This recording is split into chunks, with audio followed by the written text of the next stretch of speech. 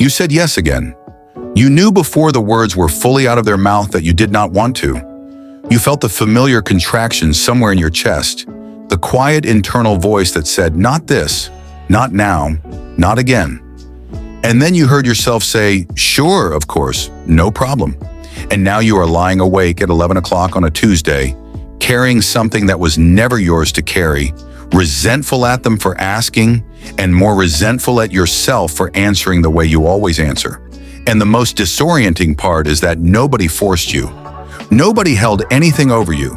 They simply asked, and the yes came out anyway, almost before you had finished deciding, almost like it was not a decision at all, like it was just the only available response your body knew how to produce. So when did saying no become impossible? Because there was a time before this, a time when you were small enough that no came naturally.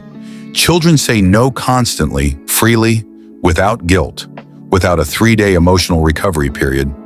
And then something happened. Not one dramatic thing usually, a slow accumulation of lessons, taught not in words but in atmospheres. In the way the room changed when you disappointed someone. In the way love felt conditional on your usefulness. In the way approval arrived reliably when you helped and withdrew quietly when you didn't.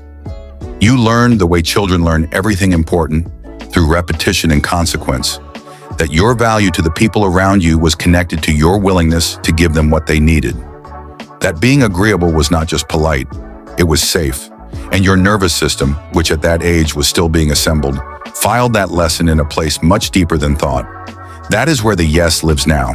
Not in your head, in your body.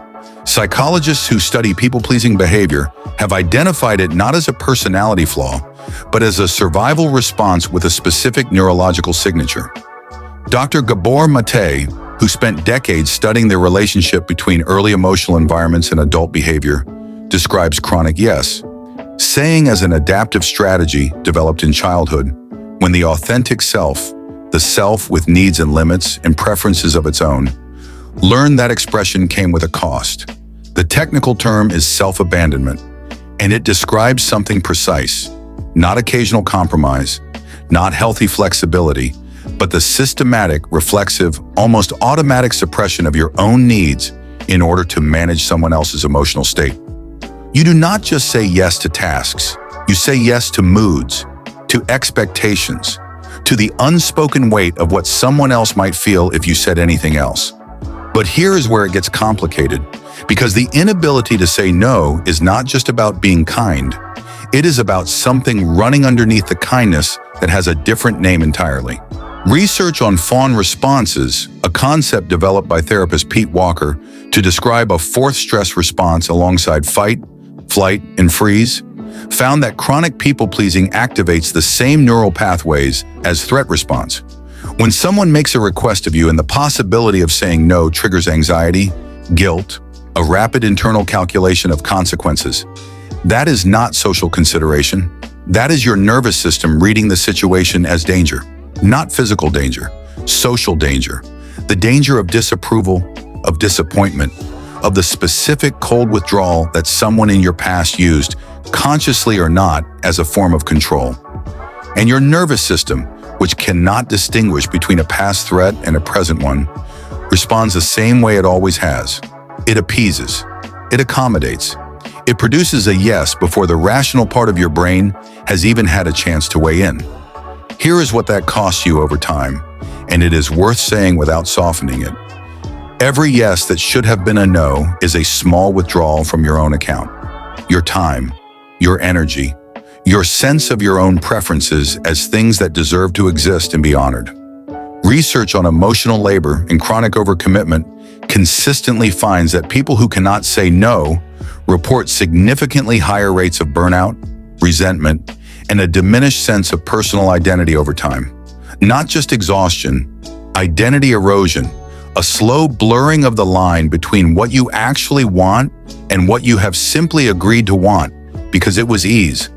Every yes that should have been a no is a small withdrawal from your own account, your time, your energy, your sense of your own preferences as things that deserve to exist and be honored.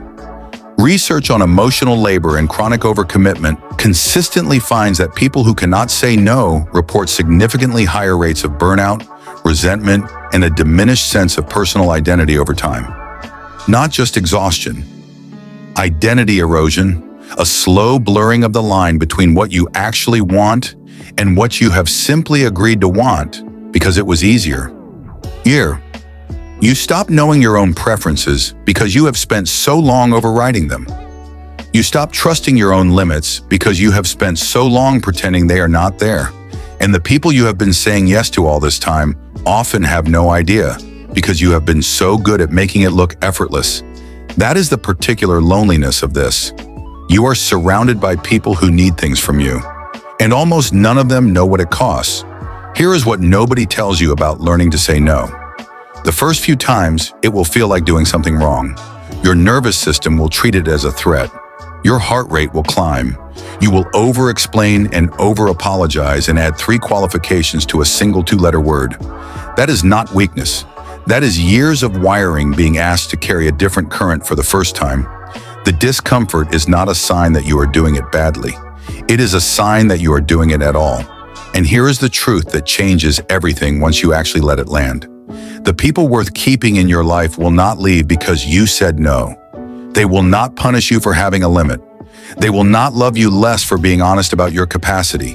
The ones who do, the ones who disappear or withdraw, or make you pay for a boundary you were completely entitled to set, they were never responding to you. They were responding to your usefulness. And that is information you deserve to have, however much it costs to get it. Saying no is not the end of a relationship. It is the beginning of an honest one. You are allowed to have limits. You are allowed to be a person, not just a resource. And the most generous thing you can offer anyone is a yes that actually means yes, not one manufactured from the fear of what happens if you say anything else. Leave a comment below. Tell me the yes you wish you had turned into a no. I read every single one.